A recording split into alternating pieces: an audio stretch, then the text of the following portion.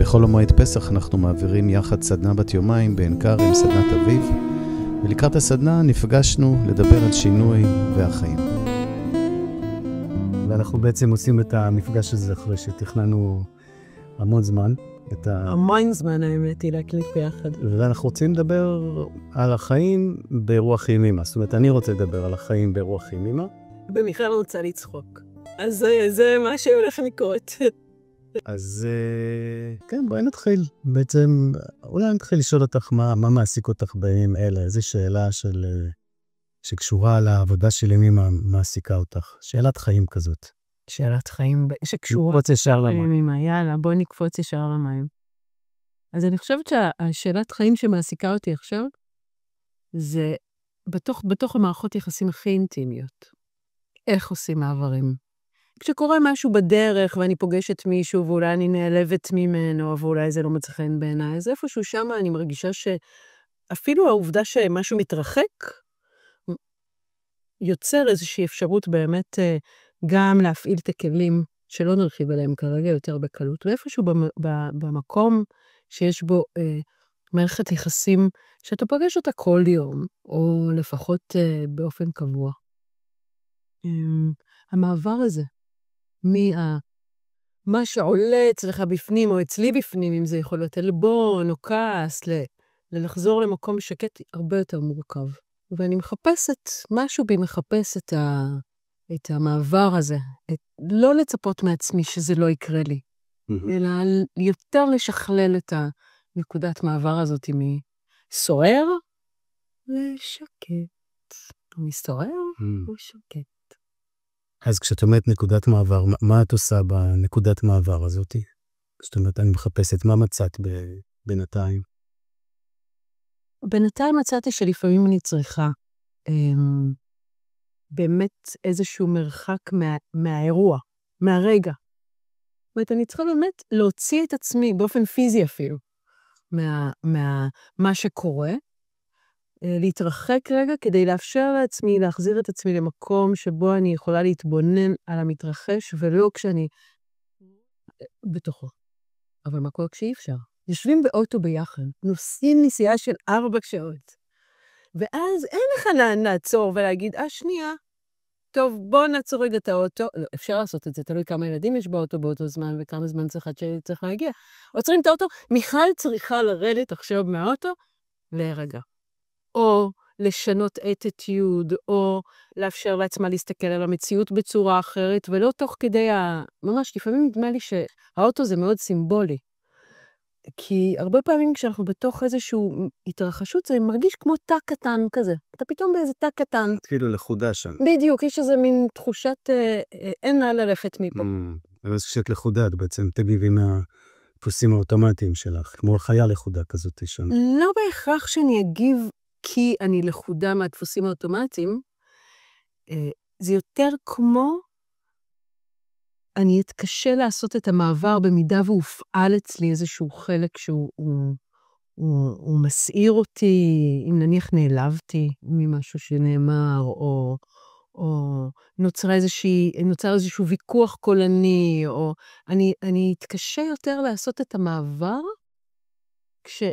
כשהנתון אין לי לאן ללכת. עכשיו, זה לא שזה לגמרי נטול כלים גם המקום הזה, אבל אני מרגישה שעדיין הנקודת מעבר הזאת היא קודם כל שאלת אותי מה מעניין אותי, היא מעניינת אותי. היא באמת מעוררת אצלי עניין, כי ברור לי שיש אפשרות. והאפשרות הזאת היא חזרה עוד פעם פנימה, ואני עוצמת את העיניים עכשיו, כי זה גם מה שלפעמים אני אעשה באוטו, אני אעצום רגע את העיניים פנימה. ואני קודם כל יצא מפורמט איך הדברים צריכים להיות. זה הדבר הראשון. זה נכון שהנסיעה תהיה ככה, זה נכון שאתה ייראה ככה, זה נכון שהחיים ייראו ככה. קודם כל לזה אני רגע אניח, ואני אבין שכרגע אני פוגשת את עצמי במקום כואב, וכנראה גם את הצד השני. האם זה תמיד יעזור באותו רגע? לפעמים עדיין יש את התנועות האלה. דווקא במקום הזה הקטן, איך אני אגיד את זה? הכי יומי. כן, כן. התנועות האלה הן יותר תכופות, אני מרגישה את זה יותר תכוף, וזה לא שאין דרך לשנות את זה, אבל לפעמים צריך את המחבט הזה, אני לא יכולה להסביר את זה. זה מעניין, זה מתחבר אצלי לאיזושהי חוויית ילדות, משהו שרשום לי, של להיות כלוא בבית, למשל. או להיות כלוא בתוך היחסים עם אבא. כן. להרגיש שאני נמצא שם בתוך המקום הזה, של להיות עם אבא, והוא נגיד מציף אותי, או פולש אליי, או כל מיני חוויות שכאלה. ואז החוויה שלי היא שאני לא יכול ללכת. ממש לא יכול להיות. אז זה הזכיר לי החוויה הזאת. ובמקרים האלה, מה שאני פיתחתי זה להתנתק. כן. אז מה שאני, ככה, תשובות שאני נותן לי בשאלה הזאת, כי היא גם מעניינת אותי באופן כללי של איך אנחנו יוצאים מתוך אותם רישומי ילדות, מה שאנחנו קוראים בימימה, שזה רישומי ילדות אצל ימימה, זה לא רק מה שחווינו, אלא מה למדנו לעשות כשהיינו בסיטואציה שהיא כזאת. אז אחת השאלות שאני בתקופה האחרונה חוזר ושואל, וככה גם מעביר בשיעורים שמפשט את העניין, זה להתחיל ולהתבונן, קודם כל להכיר מה אני עושה כשאני במצב לא בטוח, כשאין לי את המקום שלי. כי הסיטואציה שאת מתארת זה מין סיטואציה שכאילו אי אפשר לצאת, אני כמו לחוט בתוך התגובות שלי על הסיטואציה הזאת. אז כשאני מתחיל לראות את הדברים האלה, מה אני עושה כשאני לא בטוח, אז למשל אני רואה לגבי עצמי, פיתחתי יכולת מופלאה להתנתק. אז אני מתחיל להכיר את כל הניתוקים שלי. להימנע בעצם, לבלוע, מתחיל לראות איזה נזקים זה עושה לי, שאני מתחיל שם לבלוע ולבעור מתוכי. ואחד הדברים שבשבילי יכולים לעזור בעניין הזה של מעברים, וזה בהקשר יותר של קשר, כן. זה לתקשר את זה למי שנמצא לידי. לתקשר את העניין הזה שאני נמצא עכשיו כרגע במקום שהוא מופעל. כי חלק מהעניין זה הבידוד הזה. אוקיי, אני עכשיו לחודה בתוך האוטו, אני לחוד בתוך הסיטואציה כזאת או אחרת עם בת זוג או עם הילדים שלי. אז אני מתקשר את זה, ובסיטואציות האלה שאני לא יכול ללכת אחורה, אז במקום ללכת אחורה ולהיסגר, או ללכת אחורה ולקחת את העמידת רוחק שאנחנו מדברים עליה בלימוד, אז אני יוצר קשר, כי זה בידוד כזה, כשאנחנו שם חסרי אונים. איך זה בשבילך? זה תשמע לי? כן. באופן אישי. אני לא מגלה שם שום דבר חדש על עצמי. כבר הרבה שנים. זאת אומרת, אין לי איזה טיב מחשבות יש לי שם בפנים, באיזה קצב הדברים עובדים, איזה פיצויים, כשאנחנו משתמשים במילה הזאת הרבה פעמים, אני מייצרת כדי להימנע ממה שאני מרגישה. זה כמעט הפרוטוקול הקבוע שלי. בסדר? יש פרוטוקולים קבועים, אני מרגישה שהרבה פעמים אנחנו בסך הכל חוזרים על אותם, אתה קראת לזה רישומי ילדות, אנחנו נקרא לזה גם הרגלים שנרשמו בתוכנו.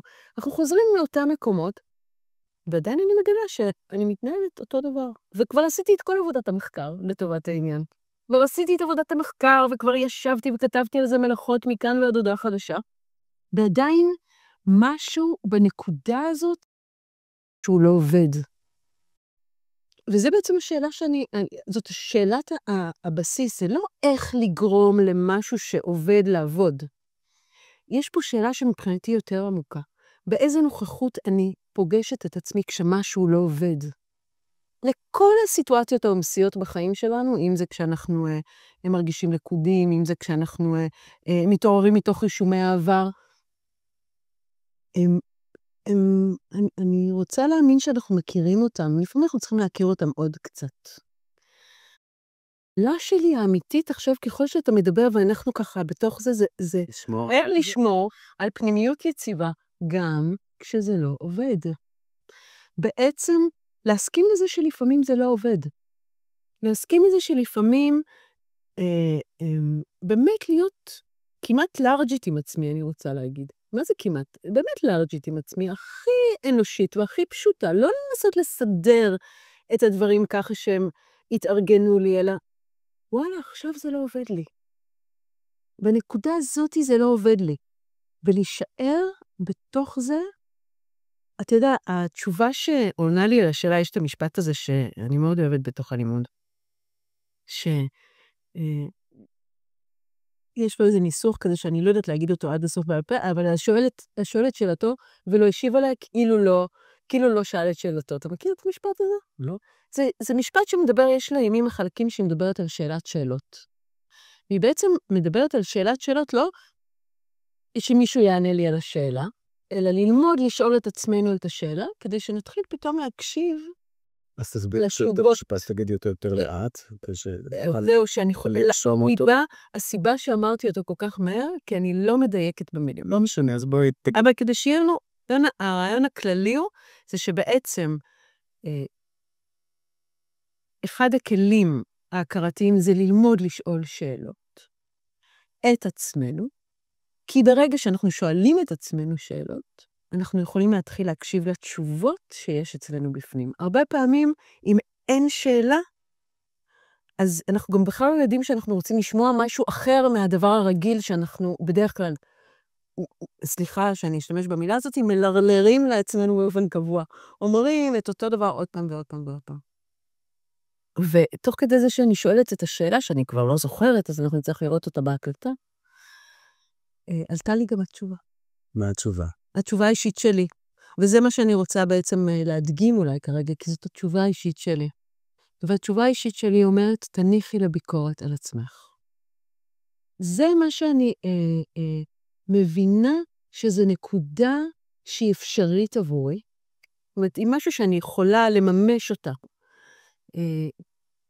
בתוך הרבה מאוד מצבים בחיים. אני גם יודעת לעשות את זה במצבים מסוימים, ואני כן יודעת לזהות שחזרתי להגיד על עצמי שאני לא בסדר, ועוד פעם אני לא בסדר, ואיך אני עוד פעם נופלת למקומות האלה, ואני יכולה להחזיר את עצמי למקום שאומר, אוקיי, הנה עוד פעם אותה ביקורת מילדות דרך אגב, אותו רישום ילדות שעולה בך. תניחי, רק תניחי לעצמך אשכרה, באמת, פשוט. ולפעמים אני מרגישה שכשאני מצליחה להגיע לנקודה הזאת, בפרט כשזה ממש בתוך רגע של שערה, אתה מכיר את כמו העין הזאת של ההוריקן? פתאום יש שקט. עין השערה. בדיוק. פתאום יש שקט. אף פעם לא הייתי בתוך הוריקן, אבל ככה מספרים לי, נכון? אז אני הייתי. הייתי בהוריקן, וזה באמת מרתק. כי רוח. זה דימוי מאוד יפה בעיניי, כי בעצם יש אותי, את המהות, מה שאנחנו קוראים בלימוד, כן. יש סביבי את כל השערות האלה, כן. שהן נעות שם, ואז איפה אני שמה את עצמי? בדיוק. אם אני שמה את עצמי במה שאנחנו קוראים לו המהות הטובה, זה בעיניי, זה עולה לשיחה אחרת, מה זה טוב, מה זה לא טוב, בעיניי הטוב זה החיים, זה לא הטוב, לא טוב המוסר. אז בעצם את נמצאת שמה, וכמו זוכרת, אני מיכל, אני יואב, לא כל הסיפורים מסביב, שכמו שאמרת, אני לא מכיר את המילה מלרלרת או... זה מכיר. מתחדש. אבל אני מספרת את הסיפור הזה, ואני מספר את הסיפור הזה, ואני לאחרונה, כשאני מתבונן על זה ומעמיק להתבונן בזה, אז אני מבין כמה הסיפורים שלנו, הפסיכולוגיים במרכאות, אבא שלי עשה לי ככה, כתוצאה מזה ככה, כמה בעצם הם מסתירים את המפגש עם אותה המהות הפנימית שלי. לגמרי. הם כאילו מנציחים, אני מנציח דרך הסיפור שלי, וזה נקודה מאוד עדינה, כי אני חוזר ומספר, אני תמיד אומר שאנחנו, בני אדם זה יצור שמספר את עצמו לדעת. כן. אנחנו מספרים את עצמנו שוב ושוב, אני ככה ואני ככה, כשאני מספר לעצמי, כי זה הרגל, כולם היום בעולם המערבי, הניו אייג'י, יודעים לדבר על הילד או הילדה הפנימי, ומה עברו בילדות, ואיך זה השפיע עליי, ולכאורה זה כמו התקרבות לעצמנו. כן. אבל יש בזה איזה משהו שמסתיר את המפגש עם מה שבאמת קורה בעכשווי. כי אני חי בעולם של סיפור, יש לי סיפור על עצמי, אני גם מספר את זה על הבת זוג שלי, על הילדים שלי, כן. ואז כולנו לחודים בתוך הסיפורים. לגמרי. אתה יודע שימימה, באחד החלקים, פשוט קוראת לזה הסברים ותירוצים. ליטרלי, היא אומרת הסברים ותירוצים. היא אומרת, גם סיפורי העבר שלכם. זה אותם הסברים ואותם תירוצים שאתם חוזרים כל פעם ונותנים בשביל להצדיק את הסיטואציה כפי שהיא. כדי שהיא באמת תחזור. עכשיו, זה נשמע לפעמים נורא אכזרי להגיד את זה ככה, נכון? כאילו, מה... אצל ימי מאג, אני זוכר אותה מהשיעורים, מה ששמעתי בצליל של הקול שלה, זה מה שנשאר לי. כן. לשמוע אותה צוחקת. כן. אז לשמוע אותה, שומעים שחרור. כן. כזה לפעמים בשיעורים יש כזה מין כמו נראה שהיא נוקשה כלפי אנשים, וזה תמיד נבע מתוך איזושהי אהבה. אין שום בעיה, זה כמו כן. מנתח שמשתמש בסכין, כן? אני לא בעד ניתוחים, אבל זה כסירה אחרת. אבל מנתח שמשתמש, השימוש בסכין, הוא יכול להיות להרוג, הוא יכול להציל חיים.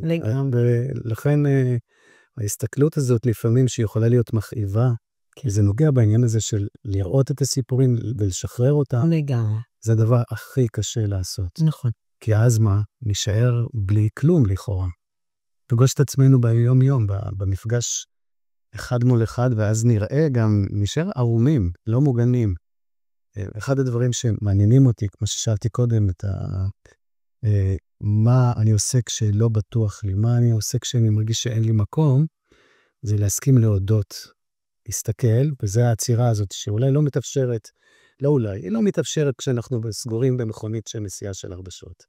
לא מתאפשרת לפעמים, כן לפעמים. שבזה אנחנו עושים את ההתבוננות אחר כך, כשאנחנו יוצאים למדבר או למרפסת, מי שאין לו מדבר כמו שלך, או יער כמו שיש לי. אז יוצאים למרפסת, או חדר שקט, ועושים את העבודה הזאת של... נכון. ואז נסכים להודות, וואו, כן, כמו הייתה לי איזושהי שיחה עם הבת שלי, והיא אומרת, אתה פנית אליי באופן שהוא כוחני. עכשיו, אם אני נתקע, זה וואי, היא שופטת אותי, זה מטלטל את מקומי, מה אני אעשה עם זה עכשיו, אני אתקוף אותה חזרה, אני אחנך אותה. כל הדברים שלמדתי לעשות כדי להגן על עצמי, זה אפשרות אחת. אפשרות שנייה, אם אמא מדברת על זה, כשאומרים לך משהו קשה, תקשיב. קח רגע, תקשיב, ותראה אם יש בזה משהו נכון. כן. בעיניי זה אחד המפתחות הכי חזקים לשחרור, להודות. לגמרי. להודות על מה שאני רואה בעצמי, כי אז לאט לאט נושר כל הצורך הזה להיראות. זה אחד הנושאים שרציתי לדבר עליהם. כתוב. עכשיו הגענו לנושא הזה. בבקשה. שזה מה שככה בסטיקר זה להיות או להיראות. אם אמא מדברת הרבה על תהי את. מה זה תהי את? הרי אני, מה זאת אומרת תהי את? זה משהו ממש להיכנס בו לעומק, וההבנה הבסיסית זה להבין שבעצם אנחנו מתקיימים בעולם, ופועלים על מנת לקבל מקום, בתוך תחושה של חוסר מקום. חוסר מקום זה חוסר ביטחון, חוסר חום, רואים אותי, לא רואים אותי, אני אהוב, אהובה.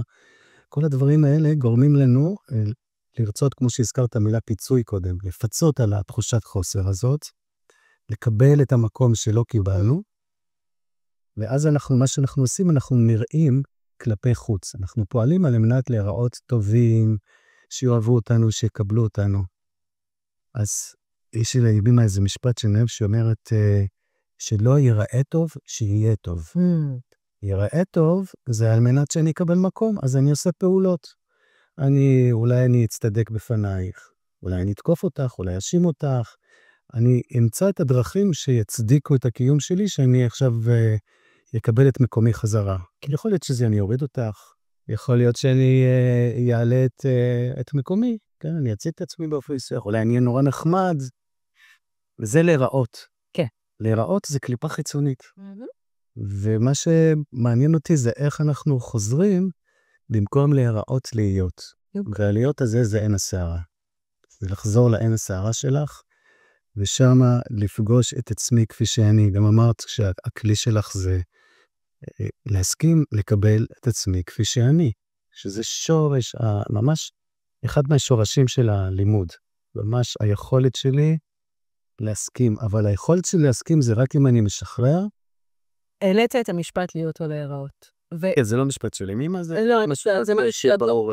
כן, שאתה ככה מסתכל עליו עכשיו ושואל את עצמך, האם, אני הייתי רוצה להגיד יותר מזה. זה לא להיות או להיראות. זה לצאת מנקודת הנחה לפחות בהבנה שלי את הקיום הזה, זה שיש מצבים שאני אפילו לא יודעת שמה שמעסיק אותי כרגע זה להיראות. וללמוד להיות גם עם זה שיש בי חלקים, עדיין פעילים שמחפשים את דרכם להיראות, זאת אומרת לקבל את היחס מהעולם החיצון, הרי מה זה להיראות? זה לקבל פידבק מבחוץ. אני בסדר, אני לא בסדר, אני מדהימה, אני מצטלמת נהדר, אני לא מצטלמת נהדר. זאת אומרת, אני מחפשת את הפידבק מבחוץ כדי להרגיש את המקום שלי. אני חושבת שזו תנועה שמתקיימת בנפש שלנו המון. והמעבר מלהיות להיראות בעיניי זה לא זה פשוט להיות המקבלת את זו שעדיין גם מבקשת במקומות מסוימים להיראות. ואז אותם נקודות שבהם אני מתנהלת כלפי חוץ, הם כבר לא הדבר שאני צריכה שלא יקרה יותר, אלא אני פשוט יכולה להיות נוכחת באותו זמן, ולבחור, אתה יודע מה? וגם לבחור לפעמים שעכשיו בא לי להיראות. בא לי 200,000 הקלקות whatever, בפייסבוק, ו30,000 לייקים. מותר לי גם לבחור את הלהיראות. ולא להגיד שזה לא בסדר, אלא רק להתחיל לראות את הנקודה הזאת מתוך עיניים של להיות. אבל זה לא זה או זה. אתה מבין מה אני... אני מבין, אבל זה גורם לי לרצות לחדד את המושג של להיות. אוקיי. ולהיראות, כי בכל זאת זה שני דברים שהם שונים, כן? אמא אומרת, כולם רוצים להיראות, וזה טבעי. זה עונה למה שאת אומרת. נכון. זה טבעי, כי כולנו נמצאים במקום כזה או אחר של חוסר ביטחון במקום שלנו, ואז רוצים להיראות כדי שיקבלו אותנו, שיהיה לנו את המקום. נכון. וכשאומרת תהי את ולהיות, זה אומר להתקרב יותר ויותר לצורת חיים אחרת לגמרי. אז כן, אז יש פה מין סקאלה כזאת בין להיראות ולהיות. להיות, הכוונה היא לחיות מתוך הפנימיות, מתוך הקשבה לקול הפנימי. המדריך הפנימי הזה, שאני לא הרבה פעמים אומרת אותו, אבל היא מזכירה את המונח הזה של קול פנימי או מדריך פנימי, אני לא זוכר בדיוק את המילים כרגע. ואז הלהיות זה להשתחרר לאט לאט, יש לה משפט שאני מת עליו, מת זה לא טוב בימים אלה להגיד, יש לה משפט שאני מאוד אוהב, שאומרת, הקליפה העיקרית, איך אנחנו משתחררים, זה איך אנחנו נראים בעיניך. אז לכן יש פה עניין שצריך להבין אותו, קודם כל להבדיל בין להיראות לבין להיות, ואחר כך בתהליך הזה שאת מדברת עליו, ברור שאנחנו נמצאים, רובנו, כמעט לא פגשתי, יש מעטים שפגשתי, אבל יש כאלה, זו דוגמה בשבילי, שהם חיים לא מתוך להיראות, אלא הם חיים מתוך הקשבה לאיזשהו קול פנימי. ואז האנשים האלה נותנים לי את ההשראה הזאת, של הלהיות, משהו שזורם מבפנים, וזה בעיניי ממש משהו מאוד עמוק ושורשי, בעצם שאנחנו באנו עם חיים, חיים שהם פליאה, הם מסתורים, והם זורמים החוצה, ומה שאנחנו עושים זה, אנחנו מצמצמים אותם, ושמים עליהם את כל הקליפות, מה שאומרת הקליפה, לא מאפשרים לחיים האלה לבוא לידי ביטוי, ולחיות בעולם מתוך משהו שהוא אפילו כבר לא אני. זה המדרגה הגבוהה, זה לא אני. אני זה עדיין הקליפות האלה, אני ככה ואני ככה, ואיך אני נראה, ואשרייך 100,000 לייקים שלייך, שאני רוצה שהיא... כן, אשרי. אז אני חי מתוך זה שיש לי איזשהו, משהו שעובר דרכי, זה אפילו לא ייעוד, זה לא איזשהו תשוקה, אלא ממש כוח חיים שעובר דרכי, כמו שאמא דיברה על עצמה, אמרה, תתייחסו אליי, אני צינור, עובר דרכי משהו. אז כולנו, כשהיא מדברת ככה על עצמה, אז בשבילי היא גם אומרת לנו משהו, תסתכלו גם על עצמכם, יש כוח חיים נפלא, בכל אחד מכם יש אותו ניצוץ אלוה ממעל, או כל שם אחר שניתן לו, זה רק שמות, זה רק מילים. ובשבילי זה החיפוש שלי, איך אני חי, לא מתוך הלהיראות, כי בלהיראות יש הסתרה. אם אני רוצה להיראות, אני מסתיר את מי שאני. וזה, המקום הזה, זה המקום שהוא משמעותי בשבילי, כששאלתי אותך את השאלה, כן, מה כן, משמעותי לך? כן. אז לי המשמעותי בחיים שלי זה לעבור ממקום שאני עוד רואה איך מילדות אני עסוק בלהסתיר את הפנימיות שלי, שזה יוצר איזה חומות כאלה, ואז אני לא נמצא איפה שאני. מה שאני רוצה זה לראות איך אני בחיים שלי יותר ויותר נמצא בלהיות הזה, ופחות ופחות נמצא בלהיראות. כי הלהיות זה כבר לא אני. כן. אני במובן הזה של אני רוצה להיות כך וכך, ושיראו אותי כך וכך, שכמו שאמרתי קודם, היא אומרת, כולם רוצים לראות וזה טבעי. כן. אנחנו לא פוסלים שום דבר, אלא רק מחפשים את אותה מידה של חופש, שזה אולי הנושא הבא שלנו, מה זה חופש. אז אני רק אגיד שבשבילי החופש זה לא במובן הרגיל שאנשים מדברים עליו, שזה חופש ממשהו, אלא זה החופש הוא להסכים לתת לזרימה שזורמת ממני כמו איזה מעיין כזה, לתת לה לזרום בחופשיות. זה אפילו לא חופש שלי כבר.